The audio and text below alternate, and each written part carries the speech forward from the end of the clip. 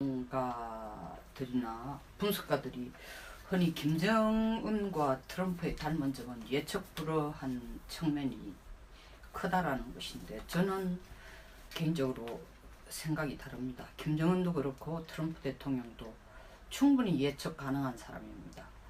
어떤 측면에서 예측 가능하냐면, 그 둘의 공통점은 아주 치밀하고 그 사업적인 마인드가 뛰어나고 상대방을 소위 말하는 브링크맨십이라 하죠. 이 절벽까지 밀어붙여서 자기 원하는 것이 있을 때는 그걸 얻어내기 위해서 절벽까지 밀어붙여서 마지막 원하는 걸 얻어내는 그런 능력이 있다는 점에서는 아주 탁월한, 뭐라고 할까, 수완가라고 할까, 뭐 이건 협상은 아니죠. 협상이라기보다는 사업가적인 마인드를 가진 그런 목표를 위해서는, 목적을 위해서는 뭐든지 할 수 있는 그런 아주 냉철한 부분이 있으니까, 덤벙대고 미래 예측 불가능한 게 아니라 아주 냉철하다, 이렇게 보는 것이 저는 더 정확하다고 생각을 합니다. 이번 방미 팀에서 보면은 저는 한 두 가지 정도의 특징을 볼 수 있는데, 방미 하기 전에 그 전략을 구사하는 팀의 외교관들의 입김이 많이 들어갔다는 생각을 하는 이유가, 첫째, 구사하는 그 대통령의 용어라든가, 그 다음에 지금 이미 협상도 하기 전에 카드로 던진 이런 내용이, 제가 말씀드린 여기 카드는 40조라는 돈입니다. 이것이 너무 외교적으로 트럼프의 환심을 사기 위한 알아서 긴 그런 행동이 아닌가.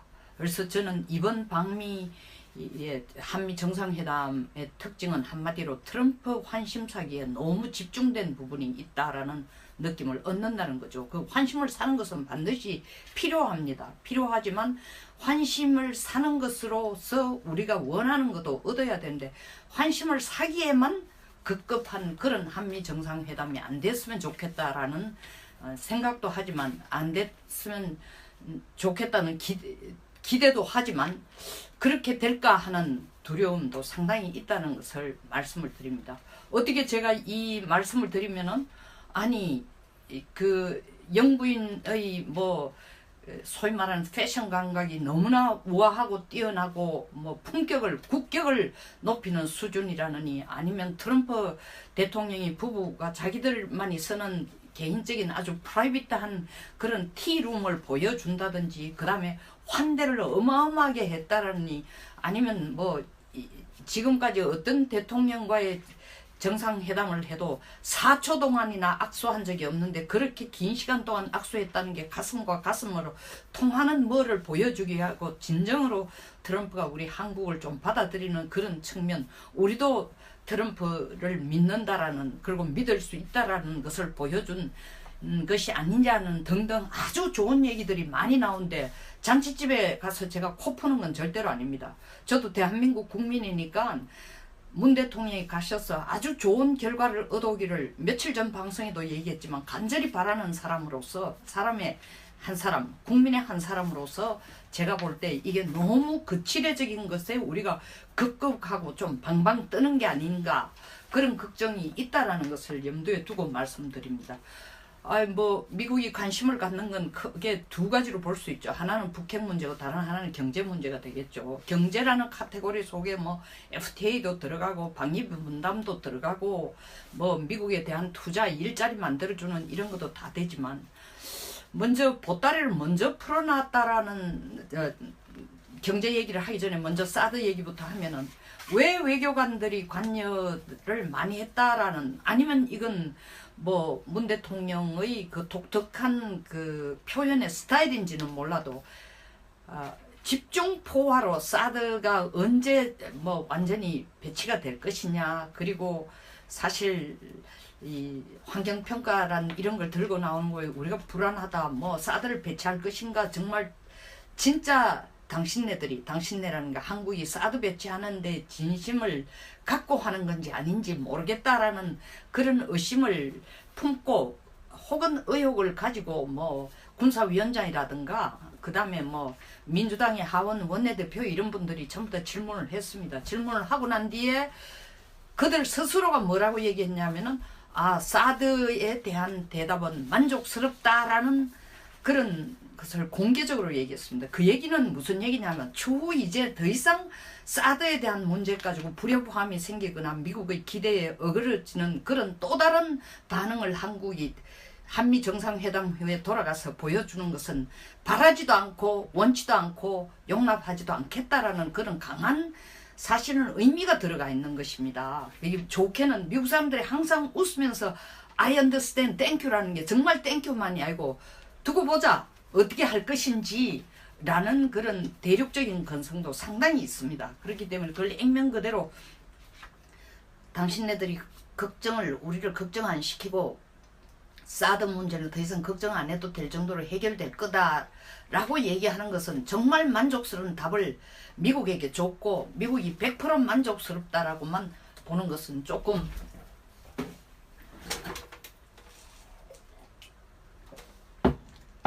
우리만식의 해석이 아닌가 이런 마음도 듭니다. 그 다음 두 번째로는 트럼프 환심사기에 급급했다라고 얘기하는 것은 52개의 그 기업이 가서 사실 뭐 128억을 5년간 투자를 하고 또 228억을 224억 달러치 구매를 하겠다라는 것을 삼성, 현대차, LG, SK, 한진, 두산, CJ 등등 다 이렇게 조금 표현이 이상할지 몰라도 거의 충성맹세에 가까울 수준으로 카드를 먼저 벌렸습니다. 우리가 40조씩이나 기분 좋게 할 것이다. 미국을 기분 좋게 할 것이다. 필요한 겁니다. 왜냐하면 협상을 하러 갔으니까. 당연히 필요한 겁니다. 근데 사실은 지금 미국 국내에서 가장 트럼프가 골치 아픈 게 전 FBI 이 국장 코미와의 이 지금 법정 다툼인데 이 며칠 전에 코미 국장과의 이 법정 다툼을 좀 시간을 뒤로 미루었습니다. 연기를 하고 또 사흘 전에 제가 블룸버그 뉴스를 보니까 트럼프 개인이 소유한 트럼프 인터내셔널 호텔에서 자기를 지지하는 사람들을 모아서 2020년 재선에 대비한 펀드레이징을 벌써 시작을 했어요. 한국이나 미국이나 정말 재밌는 일이죠. 선거 겨우 이제 끝났는데 벌써 겨우 선거 끝난 지가 불과 6개월 정도 조금 넘는데 벌써 다음 선거를 위한 펀드레이징을 계획을 하고 있다라는 게. 근데 이 40조를 갖다 바친다기보다는 미국에게 갖다 바친다는 표현은 제가 취소하겠습니다. 미국에게 약속한 투자하고 또 사오고 하는데 이 40조를 쓰겠다라고 약속한 것은 트럼프가 이와 같이 자기의 재선을 위해서 이미 펀드레이징을 하고 있다라는 정보도 분명히 이번 협상팀에서 다 알고 한국 적 협상을 준비하는 팀에서 알고 있었을 거고 그래서 제가 자꾸 트럼프의 환심사기라고 얘기를 하는데 공화당과 트럼프의 환심을 사주는 것이 그들 기분 좋게 하고 트럼프를 다음 재선에 당선되도록 그 기반을 깔아주는 것이 가장 트럼프를 기분 좋게 하고 협상을 쉽게 하는 윤활유를 바라는 거라는 판단을 분명히 했을 겁니다. 그러니까 이 128억 투자도 사실 보면 주로 저소득층의 백인들이 사는 남부 지역에 거의 공장을 많이 지어주고 또 그들에게 일자리를 만들어주는 그런 방편으로 지금 하겠다는 겁니다. 그리고 224억을 우리가 구매하는 건 사실 우리가 필요도 하죠. 보잉이라든가 항공기 사오는 이런 있지만 제가 말씀드리는 것은 이 40조를 먼저 우리가 투자도 하고 물건도 사겠다. 그리고 공장도 지어주겠다 하는 것이 우리가 이미 고민하고 있는 FTA 재협상에 대해서는 미국이 더 이상 언급도 안 하겠다라는 답을 얻은 후에 내놓은 것도 아니고 방위비 분담을 더 올리겠다고 얘기도 한 후에 한 것도 아니고 그 다음에 한국에 대한 무슨 핵 억지 확산을 해주겠다라는 약속을 한 것도 아니고 이런 차제에 사실 공경에 빠진 트럼프를 우리가 가서 라이언 일병 구하기 식으로 구해주는데 너무 급급하지 않았나 이런 생각이 듭니다. 그뿐만 아니라 이제 문재인 대통령은 굉장히 신이 났습니다. 그러니까 사드 문제도 국내에서는 여론이 아주 뭐 지금 4분 5열로 뭐 크게는 두 가지로 갈라져 있지만 4분 5열로 돼 있는데도 그 이 사드에 대한 얘기들이 그 하원에서 그리고 또 뭐 상원 의원들이 또 군사위원장이 질문을 하니까 이렇게 얘기했습니다. 대통령이 새 정부가 사드를 번복할 의지를 가지고 환경 영향 평가라는 절차를 거치고 있는 것이 아닌가 하고 미국이 의구심을 가질지 몰라도 그런 건 버려도 좋겠다라고 답했습니다. 사실은 이건 우리 사드 배치를 미국이 원하는 날짜에 하겠다라는 답하고는 또 다른 거죠. 상당히 외교적인 발언을 하신 겁니다. 근데 이 말씀은 이렇게밖에 못하는 게 국내에서는 정리 안 되고 거기 가서 말씀을 하시다 보니 이렇게밖에 안 되는데 돌아오면 이 문제가 아직 해결된 상태가 아닙니다.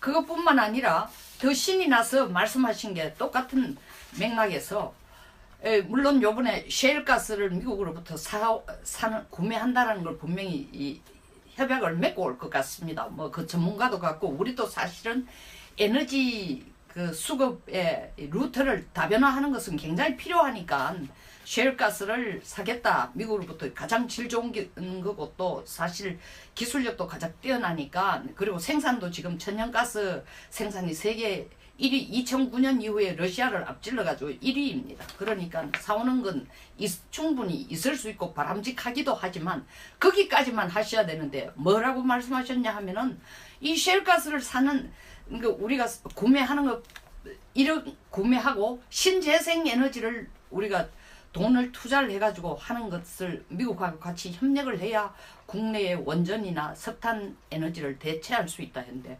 원전을 탈원전 하겠다라는 말씀만 하셨지 탈원전에 대한 국내 여론을 지금 모은 것 아닙니다. 독일 같은데 탈원전 하겠다고 했다가 그걸 다시 되돌리는데 시간이 얼마 걸렸습니까?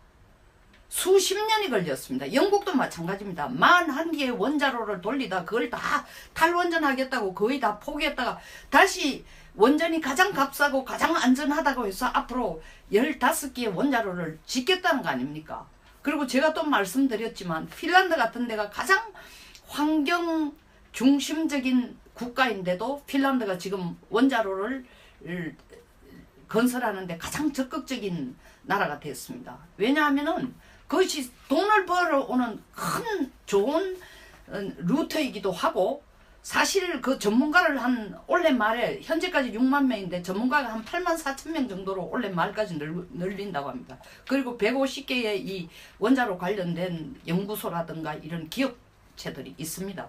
그래서 1인당 뭐 월급이 연봉이 월급이 아니고 연봉이 거의 사실 10만 달러에 달하는 사람들이 8만 4천 명이라 하면 이게 국가에 돈 버는데 아주 큰 그리고 전문 인력이나 딴 나라는 별로 있지도 않습니다. 이렇게 하고 있는데 여기서 미국까지 가셔서 하시는 말씀이 원자로와 석탄 에너지를 대체할 수 있는 방안이다. 이 국내에서 합의됐고 결론이 나왔고 대체 방안이 나왔고 지금 이거 파묻는데 폐기물 파묻는 장소를 물색하는데도 2028년까지 한다는 거 아닙니까? 그리고 폐기물을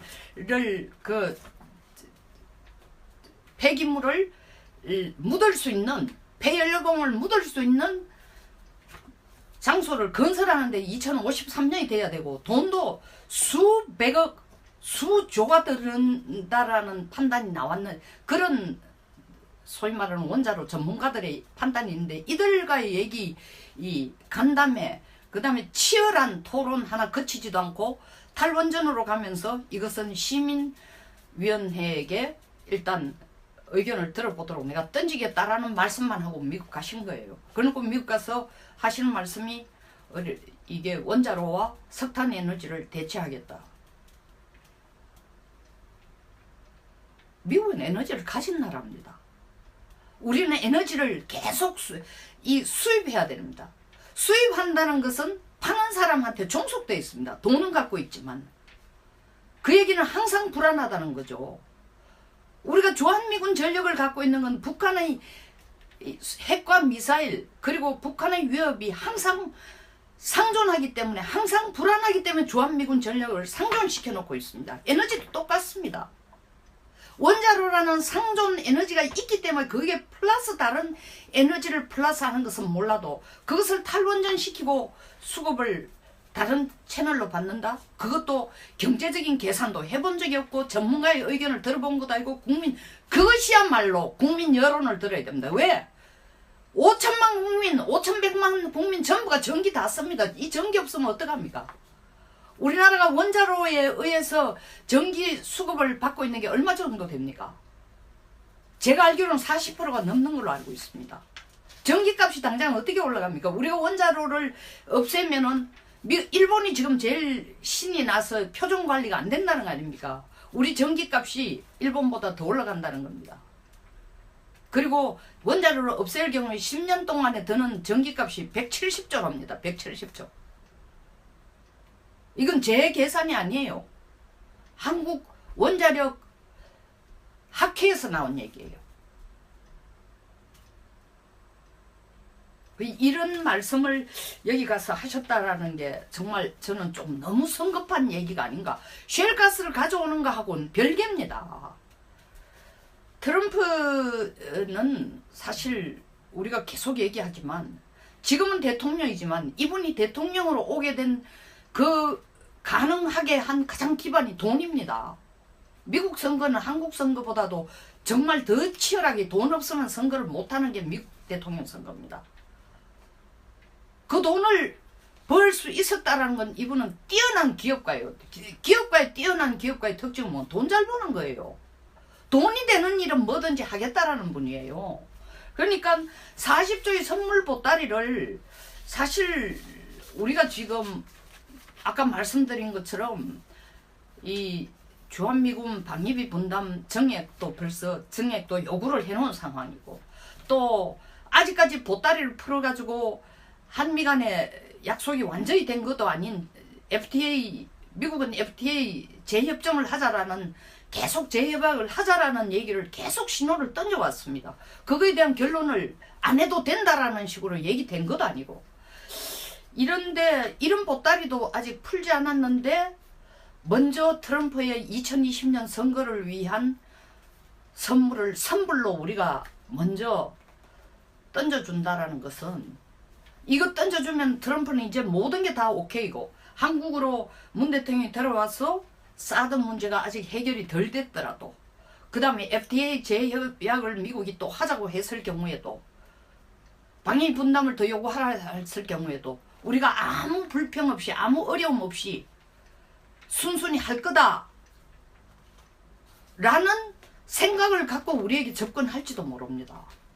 근데 그런 결론이 지금 하나도 안 내렸어요. 그래서 저는 이렇게 쉘가스를 가져오는 것이 사오는 것이 필요하지만 쉘가스를 사옴으로써 원자로를 없앤다라는 그 탈원전을 하겠다라는 정책 자체는 며칠 전 그 말씀을 미국 가서조차도 언급하신다는 것은 며칠 전 사실은 2013년 후쿠시마 원자로 사고 때문에 죽은 그 사망한 일본 사람의 숫자 통계를 정확하게 얘기하지 않아서 일본 정부가 사실 못마땅해 한 것처럼 정확한 국내의 판단과 정책이 만들어지지 않은 상황에서 너무 앞서서 얘기하는 게 아닌가.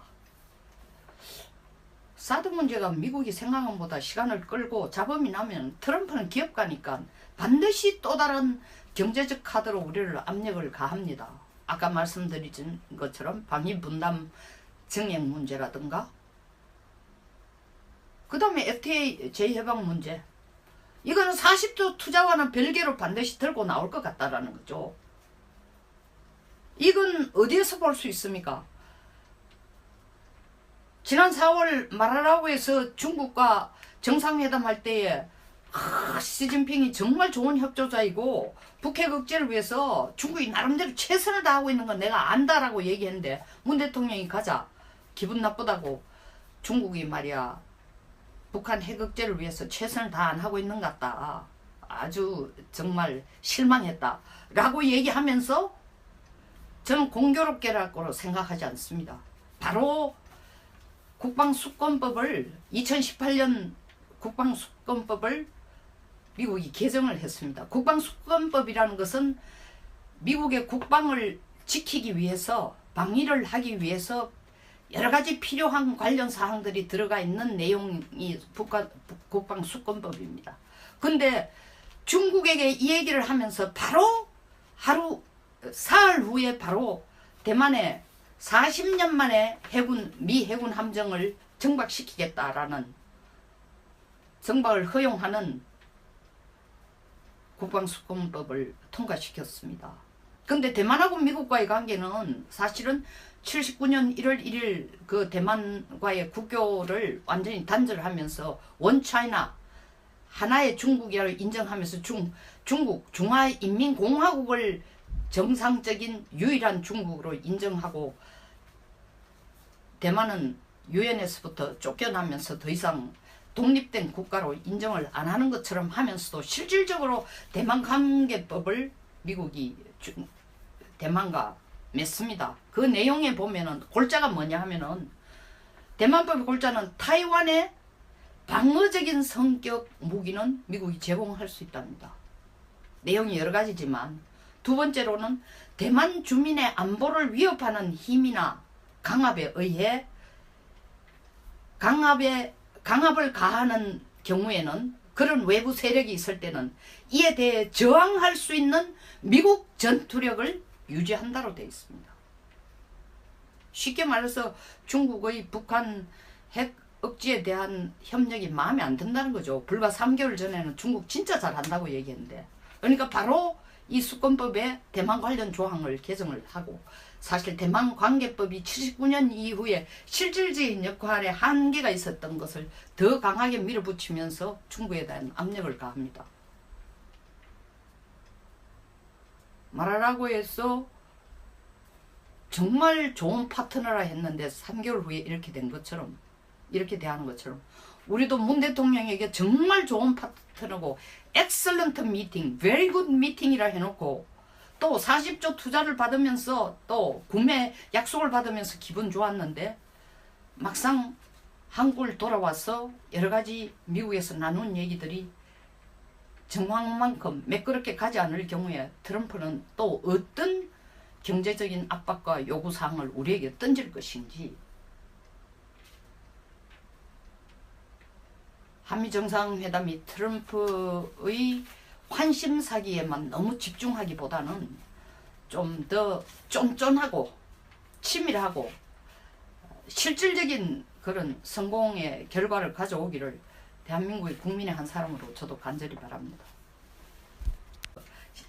겨우 이제 끝났는데 벌써 겨우 선거 끝난 지가 불과 6개월 정도 조금 넘는데 벌써 다음 선거를 위한 펀드레이징을 계획을 하고 있다라는 게 근데 이 40조를 갖다 바친다기보다는 미국에게 갖다 바친다는 표현은 제가 취소하겠습니다. 미국에게 약속한 투자하고 또 사오고 하는데 이 40조를 쓰겠다라고 약속한 것은 트럼프가 이와 같이 자기의 재선을 위해서 이미 펀드레이징을 하고 있다라는 정보도 분명히 이번 협상팀에서 다 알고 한국 적 협상을 준비하는 팀에서 알고 있었을 거고 그래서 제가 자꾸 트럼프의 환심사기라고 얘기를 하는데 공화당과 트럼프의 환심을 사주는 것이 그들 기분 좋게 하고 트럼프를 다음 재선에 당선되도록 그 기반을 깔아주는 것이 가장 트럼프를 기분 좋게 하고 협상을 쉽게 하는 윤활유를 바라는 거라는 판단을 분명히 했을 겁니다. 그러니까 이 128억 투자도 사실 보면 주로 저소득층의 백인들이 사는 남부 지역에 거의 공장을 많이 지어주고 또 그들에게 일자리를 만들어주는 그런 방편으로 지금 하겠다는 겁니다. 그리고 뭐 224억을 우리가 구매하는 건 사실 우리가 필요도 하죠. 보잉이라든가 항공기 사오는 이런 있지만 제가 말씀드리는 것은 이 40조를 먼저 우리가 투자도 하고 물건도 사겠다, 그리고 공장도 지어주겠다 하는 것이 우리가 이미 고민하고 있는 FTA 재협상에 대해서는 미국이 더 이상 언급도 안 하겠다라는 답을 얻은 후에 내놓은 것도 아니고, 방위비 분담을 더 올리겠다고 얘기도 한 후에 한 것도 아니고, 그 다음에 한국에 대한 무슨 핵 억지 확산을 해주겠다라는 약속을 한 것도 아니고, 이런 차제에 사실 공경에 빠진 트럼프를 우리가 가서 라이언 일병 구하기 식으로 구해주는데 너무 급급하지 않았나, 이런 생각이 듭니다. 그뿐만 아니라 이제 문재인 대통령은 굉장히 신이 났습니다. 그러니까 사드 문제도 국내에서는 여론이 아주 뭐 지금 4분 5열로 뭐 크게는 두 가지로 갈라져 있지만 4분 5열로 돼 있는데도 그 이 사드에 대한 얘기들이 그 하원에서, 그리고 또 뭐 상원 의원들이, 또 군사위원장이 질문을 하니까 이렇게 얘기했습니다. 대통령이 새 정부가 사드를 번복할 의지를 가지고 환경 영향 평가라는 절차를 거치고 있는 것이 아닌가 하고 미국이 의구심을 가질지 몰라도 그런 건 버려도 좋겠다라고 답했습니다. 사실은 이건 우리 사드 배치를 미국이 원하는 날짜에 하겠다라는 답하고는 또 다른 거죠. 상당히 외교적인 발언을 하신 겁니다. 근데 이 말씀은 이렇게밖에 못하는 게, 국내에서는 정리 안 되고 거기 가서 말씀을 하시다 보니 이렇게밖에 안 되는데, 돌아오면 이 문제가 아직 해결된 상태가 아닙니다. 그것뿐만 아니라 더 신이 나서 말씀하신 게 똑같은 맥락에서, 물론 요번에 셰일가스를 미국으로부터 구매한다는 걸 분명히 이 협약을 맺고 올 것 같습니다. 뭐 그 전문가도 같고, 우리도 사실은 에너지 그 수급의 루트를 다변화하는 것은 굉장히 필요하니까 셰일가스를 사겠다. 미국으로부터 가장 질 좋은 거고, 또 사실 기술력도 가장 뛰어나니까, 그리고 생산도 지금 천연가스 생산이 세계 1위, 2009년 이후에 러시아를 앞질러가지고 1위입니다. 이 전기 없으면 어떡합니까? 우리나라가 원자로에 의해서 전기 수급을 받고 있는 게 얼마 정도 됩니까? 제가 알기로는 40%가 넘는 걸로 알고 있습니다. 전기값이 당장 어떻게 올라갑니까? 우리가 원자로를 없애면은 일본이 지금 제일 신이 나서 표준 관리가 안 된다는 거 아닙니까? 우리 전기값이 일본보다 더 올라간다는 겁니다. 그리고 원자로를 없앨 경우에 10년 동안에 드는 전기값이 170조랍니다. 170조. 이건 제 계산이 아니에요. 한국 원자력 학회에서 나온 얘기예요. 이런 말씀을 여기 가서 하셨다라는 게 정말 저는 좀 너무 성급한 얘기가 아닌가. 셰일가스를 가져오는 거하고는 별개입니다.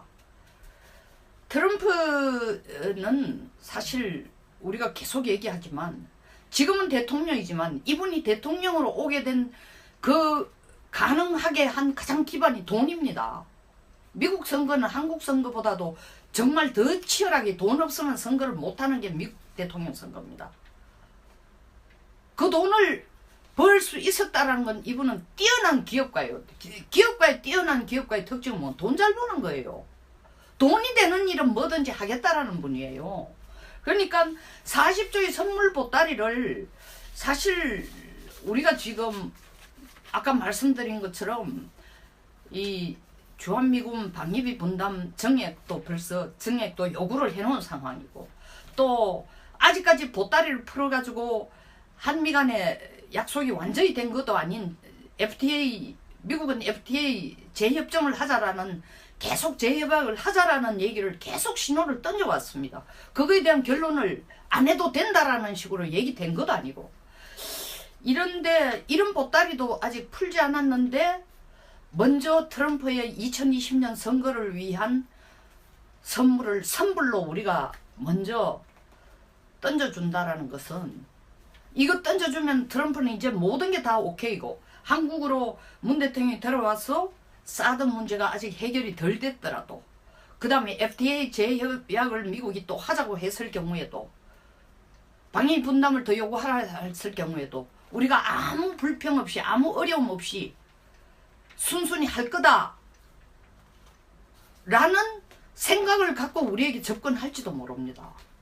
근데 그런 결론이 지금 하나도 안 내렸어요. 그래서 저는 이렇게 셰일가스를 가져오는 것이 사오는 것이 필요하지만 셰일가스를 사옴으로써 원자로를 없앤다라는 그 탈원전을 하겠다라는 정책 자체는 며칠 전 그 말씀을 미국 가서조차도 언급하신다는 것은 며칠 전 사실은 2013년 후쿠시마 원자로 사고 때문에 죽은 그 사망한 일본 사람의 숫자 통계를 정확하게 얘기하지 않아서 일본 정부가 사실 못마땅해 한 것처럼 정확한 국내의 판단과 정책이 만들어지지 않은 상황에서 너무 앞서서 얘기하는 게 아닌가. 사드 문제가 미국이 생각한 것보다 시간을 끌고 잡음이 나면 트럼프는 기업가니까 반드시 또 다른 경제적 카드로 우리를 압력을 가합니다. 아까 말씀드린 것처럼 방위 분담 정액 문제라든가 그 다음에 FTA 재해방 문제, 이거는 40조 투자와는 별개. 전문가들이나 분석가들이 흔히 김정은과 트럼프의 닮은 점은 예측 불허한 측면이 크다라는 것인데, 저는 개인적으로 생각이 다릅니다. 김정은도 그렇고 트럼프 대통령도 충분히 예측 가능한 사람입니다. 어떤 측면에서 예측 가능하냐면 그 둘의 공통점은 아주 치밀하고 그 사업적인 마인드가 뛰어나고 상대방을 소위 말하는 브링크맨십이라 하죠. 이 절벽까지 밀어붙여서 자기 원하는 것이 있을 때는 그걸 얻어내기 위해서 절벽까지 밀어붙여서 마지막 원하는 걸 얻어내는 그런 능력이 있다는 점에서는 아주 탁월한 뭐라고 할까, 수완가라고 할까, 뭐 이건 협상은 아니죠. 협상이라기보다는 사업가적인 마인드를 가진 그런 목표를 위해서는, 목적을 위해서는 뭐든지 할 수 있는 그런 아주 냉철한 부분이 있으니까 덤벙대고 미래 예측 불가능한 게 아니라 아주 냉철하다, 이렇게 보는 것이 저는 더 정확하다고 생각을 합니다. 이번 방미 팀에서 보면은 저는 한 두 가지 정도의 특징을 볼 수 있는데, 방미 하기 전에 그 전략을 구사하는 팀에 외교관들의 입김이 많이 들어갔다는 생각을 하는 이유가, 첫째 구사하는 그 대통령의 용어라든가, 그 다음에 지금 이미 협상도 하기 전에 카드로 던진 이런 내용이, 제가 말씀드린 여기 카드는 40조라는 돈입니다. 이것이 너무 외교적으로 트럼프의 환심을 사기 위한 알아서 긴 그런 행동이 아닌가. 그래서 저는 이번 방미 한미 정상회담의 특징은 한마디로 트럼프 환심 사기에 너무 집중된 부분이 있다라는 느낌을 얻는다는 거죠. 그 환심을 사는 것은 반드시 필요합니다. 필요하지만 환심을 사는 것으로서 우리가 원하는 것도 얻어야 되는데, 환심을 사기에만 급급한 그런 한미 정상회담이 안 됐으면 좋겠다라는 생각도 하지만, 안 됐으면 좋겠다는 기대도 하지만 그렇게 될까 하는 두려움도 상당히 있다는 것을 말씀을 드립니다. 어떻게 제가 이 말씀을 드리면은, 아니 그 영부인의 뭐 소위 말하는 패션 감각이 너무나 우아하고 뛰어나고 뭐 국격을 높이는 수준이라느니, 아니면 트럼프 대통령이 부부가 자기들만이 쓰는 개인적인 아주 프라이빗한 그런 티룸을 보여준다든지, 그 다음에 환대를 어마어마하게 했다라니, 아니면 뭐 지금까지 어떤 대통령과의 정상회담을 해도 4초 동안이나 악수한 적이 없는데 그렇게 긴 시간 동안 악수했다는 게 가슴과 가슴으로 통하는 뭐를 보여주기 하고, 진정으로 트럼프가 우리 한국을 좀 받아들이는 그런 측면, 우리도 트럼프를 믿는다라는, 그리고 믿을 수 있다라는 것을 보여준 것이 아니냐는 등등 아주 좋은 얘기들이 많이 나오는데, 잔치집에 가서 제가 코 푸는 건 절대로 아닙니다. 저도 대한민국 국민이니까 문 대통령이 가셔서 아주 좋은 결과를 얻어오기를 며칠 전 방송에도 얘기했지만 간절히 바라는 사람으로서, 사람의 한 사람, 국민의 한 사람으로서 제가 볼 때 이게 너무 거칠해적인 것에 우리가 급급하고 좀 방방 뜨는 게 아닌가, 그런 걱정이 있다라는 것을 염두에 두고 말씀드립니다. 뭐 미국이 관심을 갖는 건 크게 두 가지로 볼 수 있죠. 하나는 북핵 문제고 다른 하나는 경제 문제가 되겠죠. 경제라는 카테고리 속에 뭐 그러니까 싸우는 건 충분히 있을 수 있고 바람직하기도 하지만 거기까지만 하셔야 되는데 뭐라고 말씀하셨냐 하면은 이 셰일가스를 사는, 그러니까 우리가 구매하는 거 이런 구매하고 신재생 에너지를 우리가 돈을 투자를 해가지고 하는 것을 미국하고 같이 협력을 해야 국내의 원전이나 석탄 에너지를 대체할 수 있다 했는데, 원전을 탈원전 하겠다라는 말씀만 하셨지 탈원전에 대한 국내 여론을 지금 모은 것 아닙니다. 독일 같은데 탈원전 하겠다고 했다가 그걸 다시 되돌리는데 시간이 얼마 걸렸습니까? 수십 년이 걸렸습니다. 영국도 마찬가지입니다. 41개의 원자로를 돌리다 그걸 다 탈원전 하겠다고 거의 다 포기했다가 다시 원전이 가장 값싸고 가장 안전하다고 해서 앞으로 15개의 원자로를 짓겠다는 거 아닙니까? 그리고 제가 또 말씀드렸지만 핀란드 같은 데가 가장 환경 중심적인 국가인데도 핀란드가 지금 원자로를 건설하는데 가장 적극적인 나라가 됐습니다. 왜냐하면은 그것이 돈을 벌어오는 큰 좋은 루트이기도 하고, 사실 그 전문가를 한 올해 말에 현재까지 6만 명인데 전문가가 한 8만 4천 명 정도로 올해 말까지 늘린다고 합니다. 그리고 150개의 이 원자로 관련된 연구소라든가 이런 기업체들이 있습니다. 그래서 1인당 뭐 월급이 연봉이 월급이 아니고 연봉이 거의 사실 10만 달러에 달하는 사람들이 8만 4천 명이라 하면 이게 국가에 돈 버는데 아주 큰, 그리고 전문 인력이나 딴 나라는 별로 있지도 않습니다. 이렇게 하고 있는데 여기에서 미국까지 가셔서 하시는 말씀이 원자로와 석탄 에너지를 대체할 수 있는 방안이다. 이 국내에서 합의됐고 결론이 나왔고 대체 방안이 나왔고 지금 이거 파묻는데 폐기물 파묻는 장소를 물색하는데도 2028년까지 한다는 거 아닙니까? 그리고 폐기물을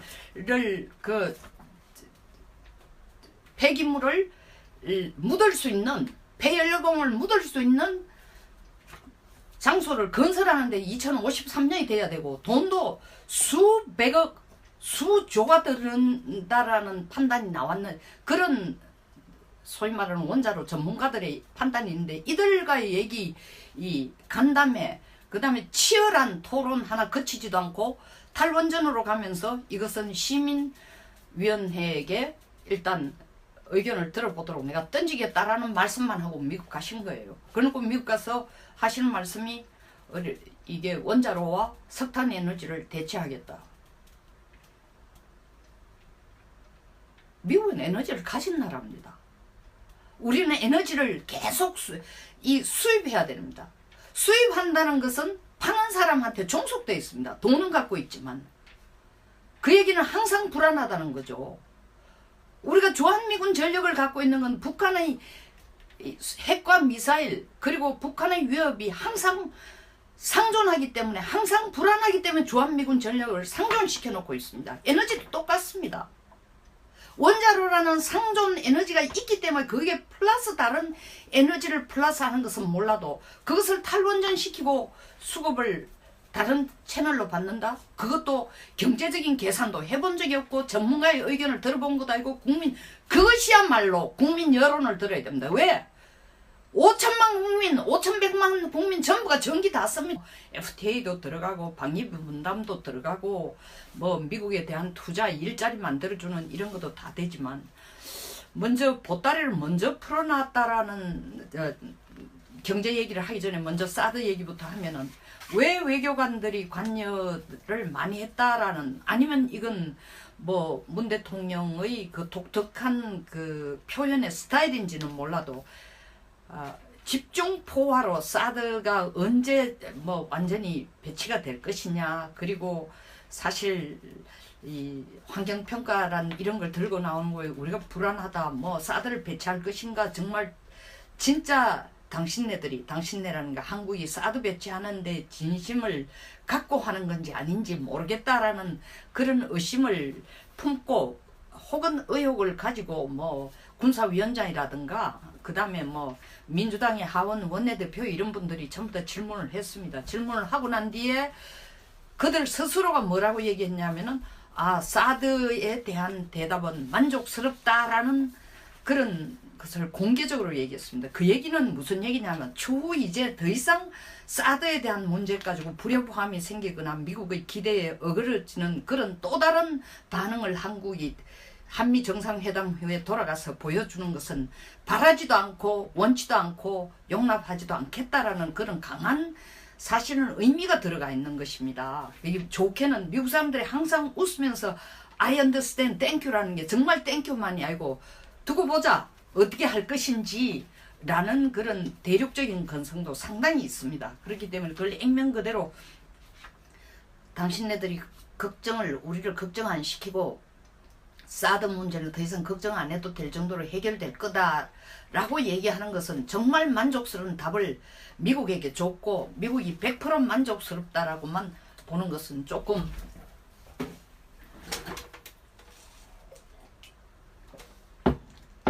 우리만식의 해석이 아닌가 이런 마음도 듭니다. 그 다음 두 번째로는 트럼프 환심사기에 급급했다라고 얘기하는 것은 52개의 그 기업이 가서 사실 뭐 128억을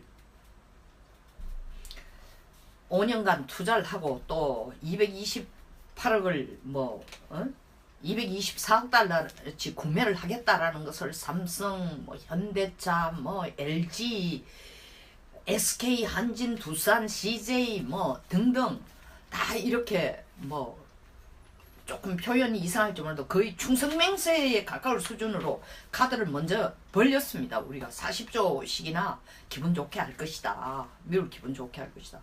필요한 겁니다. 왜냐하면 협상을 하러 갔으니까. 당연히 필요한 겁니다. 근데 사실은 지금 미국 국내에서 가장 트럼프가 골치 아픈 게 전 FBI 국장 코미와의 이 지금 법정 다툼인데 이 며칠 전에 코미 국장과의 이 법정 다툼을 좀 시간을 뒤로 미루었습니다. 연기를 하고 또 사흘 전에 제가 블룸버그 뉴스를 보니까 트럼프 개인이 소유한 트럼프 인터내셔널 호텔에서 자기를 지지하는 사람들을 모아서 2020년 재선에 대비한 펀드레이징을 벌써 시작을 했어요. 한국이나 미국이나 정말 재밌는 일이죠. 선거